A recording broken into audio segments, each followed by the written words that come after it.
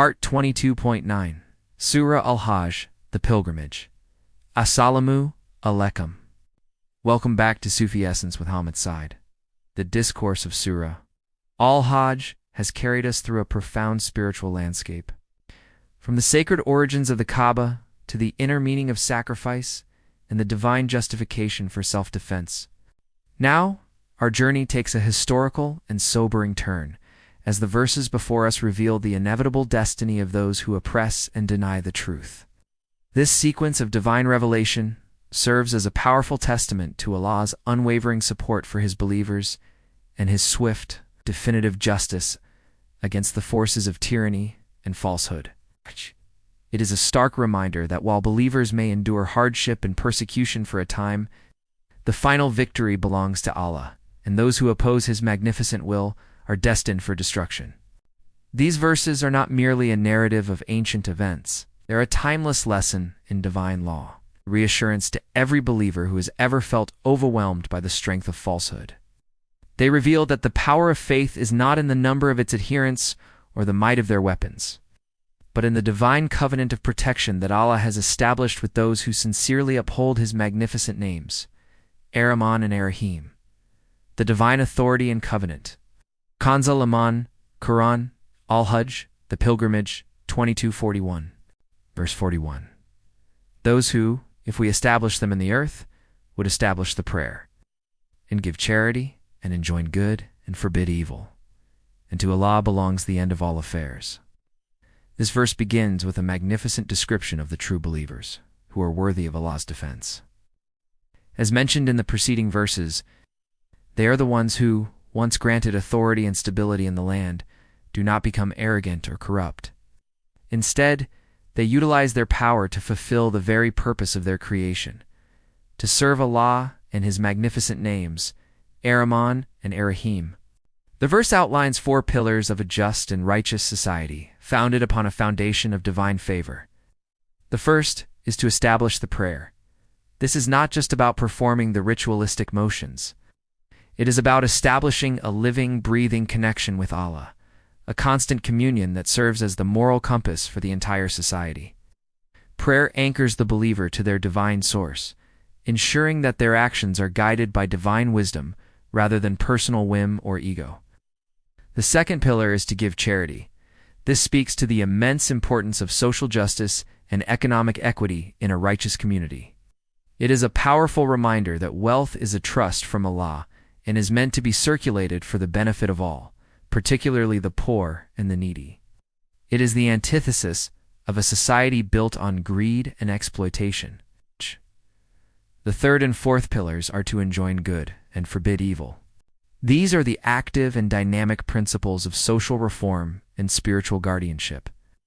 It is the responsibility of the believers to actively promote virtue and to actively combat vice, not just in their own lives, but in the broader society.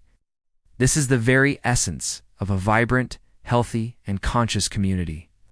The verse culminates with a profound statement of divine authority. To Allah belongs the end of all affairs.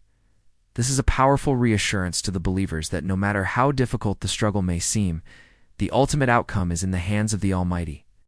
The final victory, the ultimate triumph, is a foregone conclusion, as Allah's will is supreme. A lesson from history. Kanza Laman, Quran, Al-Hajj, the Pilgrimage. 2242, verse 42.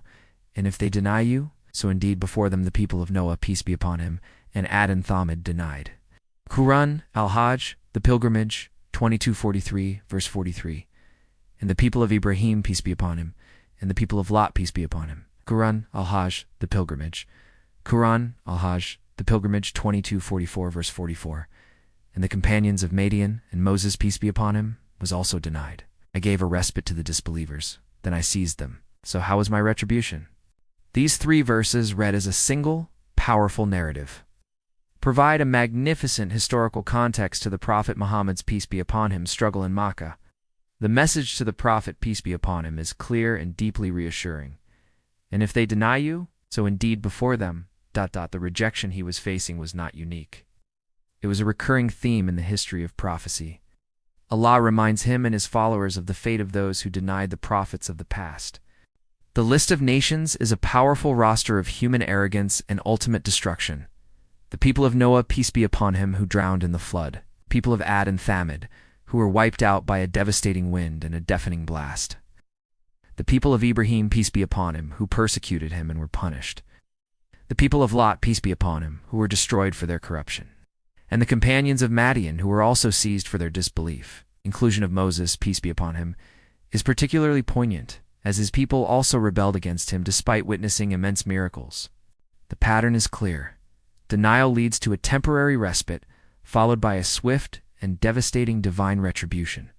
The question at the end, so how was my retribution, is a powerful and rhetorical one, meant to strike fear and awe into the hearts of the disbelievers and to reassure the believers that Allah's punishment is inescapable and absolute. The destruction of these nations serves as a timeless monument to the consequences of defying Allah's will, the divine law of consequence. Kanz al-Iman, Quran, Al-Hajj, the Pilgrimage, 2245. Verse 45.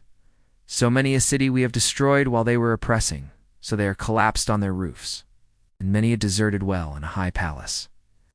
This final verse provides a chilling and powerful conclusion to the historical narrative. It speaks directly to the fate of those who choose oppression and denial. The imagery is visceral and stark. So many a city we have destroyed while they were oppressing, so they are collapsed on their roofs. This phrase paints a vivid picture of utter desolation, where the very buildings, once symbols of power and might, have been turned upside down. The verse continues with further imagery of abandoned glory. In many a deserted well and a high palace. The deserted well symbolizes the loss of life and sustenance. For water is the source of all life. The high palace, once a beacon of arrogance and worldly power, now stands empty and desolate, a monument to the fleeting nature of human authority. This verse serves as a final powerful warning to the disbelievers and a source of profound reassurance to the believers. It is a reminder that no matter how mighty a tyrannical force may seem, its existence is temporary and its downfall is inevitable. The justice of Allah will ultimately prevail.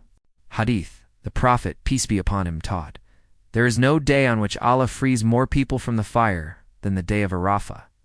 Sahih Muslim Hadith, 1348. This hadith is a profound statement about the immense mercy of Allah. The day of Arafah, the 9th day of the Islamic month of Dhul Hijjah, is the central day of the Hajj pilgrimage. On this day, pilgrims gather on the plain of Arafat to stand in prayer and supplication from noon until sunset. The Prophet's peace be upon him statement highlights the immense spiritual significance of this day, when Allah's forgiveness is poured out in abundance. It is a day when the veil between the heavens and the earth is thin, and the gates of mercy are wide open. For those not performing Hajj, fasting on this day is a highly recommended act of worship that is believed to expiate the sins of 2 years. The Hadith teaches us that the Hajj is not just a journey of ritual, but a journey to the very core of divine mercy and forgiveness, a testament to Allah's immense love for His servants. It is a powerful reminder that the ultimate goal of the pilgrimage is to seek Allah's pleasure and to be saved from the fire. Dua, O Allah, the Lord of the Kaaba, we ask you to fill our hearts with sincere piety and a profound reverence for your sacred symbols. Make us among those who are grateful for your guidance and who magnify you in all our actions. Grant us your magnificent protection and make us firm in faith, patient in hardship, and ever ready to stand for truth and justice. May Allah illuminate your heart and mind with the light of this divine ilm. May He make your channel a beacon of guidance for all who seek spiritual clarity and truth. May your efforts be a source of immense reward, and may you be granted the highest stations of paradise. The peace and blessings of Allah always be upon you and your loved ones. May He grant you unwavering steadfastness on the path of truth, and may your work be a testament to His magnificent names, Ar-Rahman and Ar-Rahim. Amin.